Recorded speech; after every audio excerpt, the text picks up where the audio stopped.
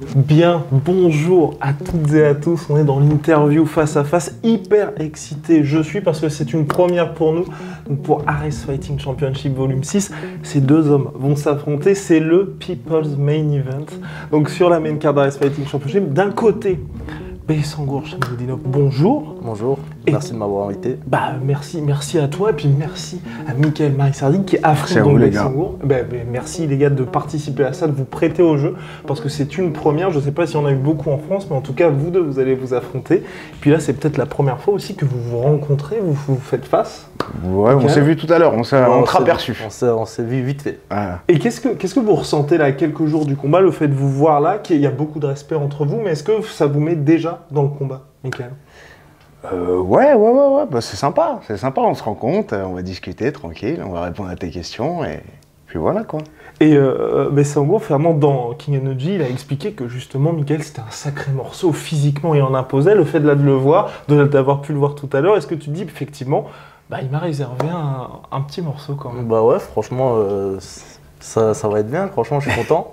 Un bon morceau là. En plus, j'ai faim, donc ça va être nickel, tu vois. Voilà, magnifique.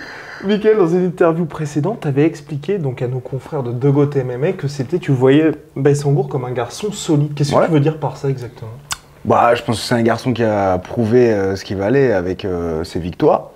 Donc c'est un bon, pour moi, c'est un bon step. C'est un bon challenge. Ça va être solide quoi. Et costaud. Et qu'est-ce qui t'a fait accepter le combat? Parce qu'on sait que son adversaire précédent a refusé finalement. Il y a eu quelques difficultés pour lui trouver un adversaire. Et toi, de ce qu'on m'a dit, tu t'es pas trop posé de questions finalement. Bah, moi je pars du principe qu'on est combattant. Donc les combattants, c'est fait pour combattre, non? Tant qu'on combat, terminé. Il a une bonne mentalité. Ah ouais, je pense que parfois, faut pas trop réfléchir aussi. Trop réfléchir, on fait rien. Faut y aller, faut avancer. Die. Et toi, Beysangour, justement, pour accepter ce combat-là, tu fais face à quelqu'un qui n'a rien à perdre véritablement. Tu es invaincu, c'est toi qui as la hype, comme peuvent dire certains. Qu'est-ce qui t'a fait te dire, ok, je vais affronter Michael Marisardi, qui a 12 ans de plus que toi, qui a une plus grosse expérience et qui là, il est ultra motivé pour t'affronter. Ça fait plaisir, parce que sur Ares, de base, je devais combattre sur Ares 6 contre un mec. Ça a été annulé, mais celui-là, on n'en a pas trop entendu parler. Ensuite, on m'a décalé sur Ares 7 pour affronter un mec du Glory. Et lui aussi, du coup, il pouvait pas. Et du coup, là, franchement, ça fait plaisir. Un mec, il accepte enfin. Donc voilà, en plus, bon palmarès, 3-1. Donc nickel, quoi. Et est-ce que vous vous dites tous les deux que ce combat-là va pouvoir vous ouvrir des portes pour la suite? Parce que toi, tu as des ambitions dans des organisations qui sont comme le KSW ou même d'autres à terme. Toi, tu as directement parlé d'une potentielle ceinture. Est-ce que vous vous dites que là, ça va peut-être être le combat où une partie de votre carrière va se jouer, Michael? Moi, je vois ça, comme je te disais tout à l'heure, comme une étape. Une étape pour progresser, évoluer en tant que combattant. Et après, bien sûr, aller vers mes objectifs. Mais c'est vraiment comme ça que je vois le combat. Et c'est un garçon solide, comme je dis. Donc non, c'est bien, c'est bien. J'espère que ça va être explosif, qu'on va faire un beau show, que les spectateurs vont être contents. Et que tout le monde va kiffer, quoi. D'un côté, donc on a un bon show. Toi, tu t'attends à quoi vendredi soir? Alors moi, pour l'instant, je suis invaincu, je suis jeune, j'ai des très grosses ambitions. Donc forcément, c'est une étape parce que Ares, très grosse visibilité, très grosse organisation. Tu vois, avant, j'étais au 100% fight. Donc forcément, ça fait plaisir. En plus, Michael, bon combattant, franchement, ouais, bon challenge. Donc ça fait plaisir, ouais. Une bonne étape, quoi. Et sans entrer dans le game plan, bien évidemment, surtout que là, vous êtes l'un en face de l'autre, qu'est-ce que toi, Michael, t'aimerais faire, au-delà d'un bon show, au-delà d'une peut-être bonne guerre, vendredi soir? Manger après le combat. Non, mais faire le fight, quoi. Faire le fight, vraiment, ouais, faire un bon show. Vraiment. C'est vraiment le truc que j'ai en tête, c'est ça, ouais. Et le fait d'être aujourd'hui, donc t'es 3 en carrière, 3 victoires, 1 défaite, chaque fois finalisation, est-ce que tu as envie justement de maintenir ça, d'être à 100% de finish en carrière quand tu t'imposes? Ça, on verra ça vendredi, hein. Je connais pas l'avenir. Hein. Alright. Et toi, Beysangour?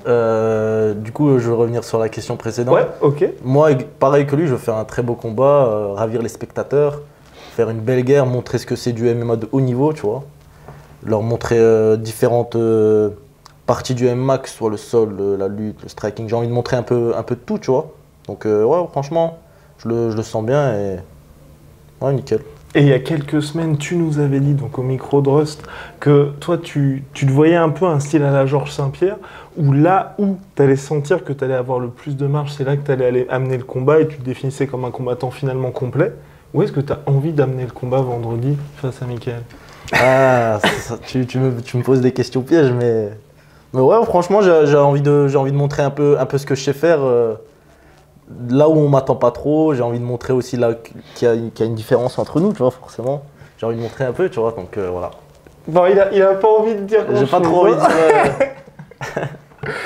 Ça va, j'en ai quand même dit là, j'en ai quand même dit. Oui, oui. Et donc pour vendredi, vous allez tous les deux vous affronter. Le fait qu'il y ait, d'un côté, toi tu représentes le NR Fight, de ton côté le MMA Factory, est-ce que ça joue, ça aussi un petit peu, le fait de vous dire que vous allez être poussé, vous avez des coéquipiers qui sont aussi sur la carte, est-ce que ça joue aussi un petit peu pour toi, Mickaël? Ah, Ouais. ouais. Pas en Ouais. sens forcément rivalité. Ouais, hein. ouais, bien sûr, non.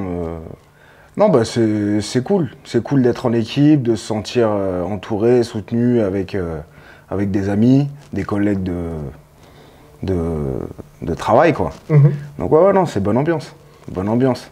Et est-ce que toi, quand on a parlé avec justement tes coéquipiers, de dire bon bah là on va voir NR Fight MMA Factory volume 1, volume 2, volume 3, est-ce que ça se joue aussi un petit peu avant le combat ou pas? Ben moi, je savais pas qu'il y avait d'autres personnes Ok. du NR Fight à part lui. Il y a Alexandra Tekena aussi. Ok, à d'accord. fait, ouais. Donc il y a 2 personnes, c'est ça? Mhm. Et chez nous aussi, il y a pas mal de monde du MMA Factory, du coup. Ouais. Donc en vrai, ouais, ça peut être intéressant, une petite rivalité entre clubs. Mais bon, en vrai, il n'y a pas grand-chose, tu vois. Le MMA en France, ça commence, donc ça sera juste des combats, quoi. Ce sera cool. Ce sera cool. Et Mickaël, pour ta signature la ARS Fighting Championship, tu as une carte, tu as débuté chez les professionnels en 2017. Mhm. Est-ce que là, toi, tu te dis justement, ce combat, c'est l'occasion aussi d'avoir beaucoup plus d'activités et que les gens vont peut-être te découvrir grâce à ce combat-là et que tu te dis ensuite, tu as envie vraiment de t'établir en France comme l'un des grands noms du MMA? Bah, ça serait bien, ouais, ça serait bien. Et après, ce qui est vraiment intéressant, le fait de signer 4 combats, bah, c'est le fait d'avoir une continuité, quoi. T'es pas à attendre qu'on te propose un truc, à galérer. Donc non, c'est carré, c'est bien. Et toi, Sangour, là, il y a ce combat-là qui va avoir lieu d'ici quelques jours. Comme j'ai dit tout à l'heure, les gens t'attendent. Il est là pour quelque part un petit peu gâcher la fête, mais ça fait partie aussi de ce qui va se passer au début de ta carrière, où les gens vont se dire, bah, au-delà de justement accrocher un nom au palmarès, il y a aussi ce côté grandir petit à petit dans leur carrière. Il a 32 ans, tu en as 20. Est-ce que ça joue aussi pour toi le fait de dire, je t'affronte quelqu'un qui a mine de rien beaucoup plus d'expérience que toi? Même si chez les professionnels, vous avez le même nombre de combats pour l'instant, enfin il a un combat de plus. Alors, qu'il y a une différence d'âge ou d'expérience, non, moi ça me fait rien parce que j'ai toujours affronté des mecs plus grands. Je suis combattant pro depuis le jour de mes 18 ans, tu vois, c'est le jour de mes 18 ans que j'ai fait mon premier combat pro. Et j'ai toujours eu affaire à des mecs qui sont dans le milieu depuis des années et des années. Moi, c'est plutôt l'intensité de mes entraînements, l'intensité de comment je vois ma carrière, tu vois, qui fait que j'en suis là aujourd'hui. De 18 à 20 ans, franchement, j'ai rien lâché. Et même s'il y a 12 ans d'écart, je pense pas que ça va changer quelque chose. Et dans une interview, bah, toujours la fameuse de The Goat MMA Boxing, Mickaël t'avait expliqué que tu ne le connaissais pas avant d'accepter le combat. Depuis, j'imagine que tu as fait tes homework, tes devoirs. Est-ce que lors de ces dernières performances, il y en a une qui t'a particulièrement marqué? Moi, j'ai pas trop regardé. Le dernier combat, j'ai juste regardé contre Attila Chapa. Sinon, c'est tout. Et ça t'a pas marqué plus que ça? Bah, c'est un combattant, il combat. Ok, parce que... Je suis un combattant, je combats. Non, parce que t'es un combattant, tu combats. Et j'avais une question pour toi, parce que ta dernière performance, moi, elle m'a impressionné. Et je pense que toutes les personnes qui étaient au MMAGP ont été marquées aussi par ta performance qui a quand même marqué les esprits. Toi, qu'est-ce que t'en as pensé de sa performance de Mickaël Mario? Bah, franchement, c'était une belle performance. C'était propre, j'ai bien kiffé. Après, c'était quoi? Il s'est cassé le bras, c'est ça?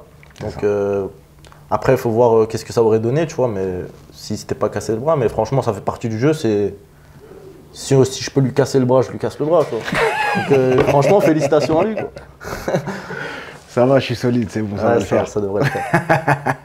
Et le fait, pour toi, d'avoir combattu dans différentes catégories, que ce soit welterweight ou middleweight, est-ce que ça joue aussi là, dans ce combat-là?